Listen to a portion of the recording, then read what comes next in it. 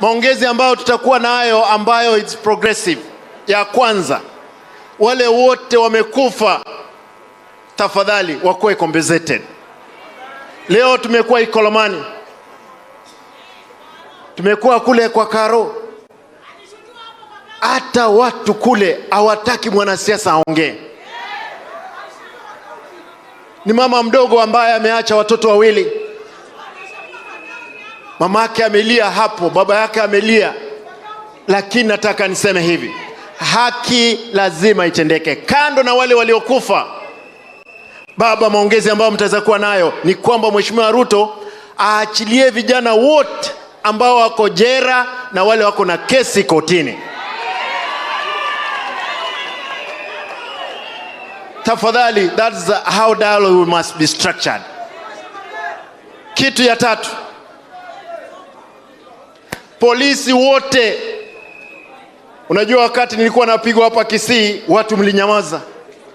Walianza kuua vijana ambao walikuwa karibu na mimi.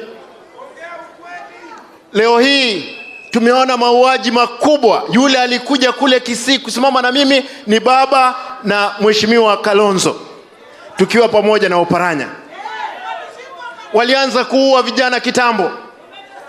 Mimi nimekuwa katika those trenches. Ndugu zangu wale first years or first timers, soma kitabu tukielekea mbele. Kenya yetu ikiingia chini hatuwezi kuiokoa. Mimi nataka niseme hivi, na wana Kakamega mnisikize. Wale polisi wote, huyu aliyepiga mtu risasi hapo Kakamega, bunduki yake inajulikana.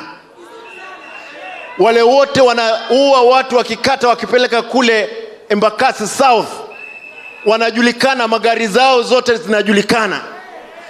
Mheshimiwa Ruto, ulipoingia uongozini ulisema kwamba hauta witness extrajudicial.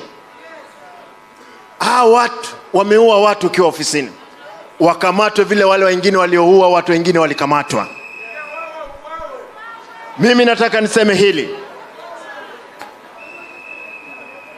panya akiingia hapa katikati, na hii ni nyumba yetu. Wacha niwaulize nyinyi kama Waluya, mnachoma hii nyumba?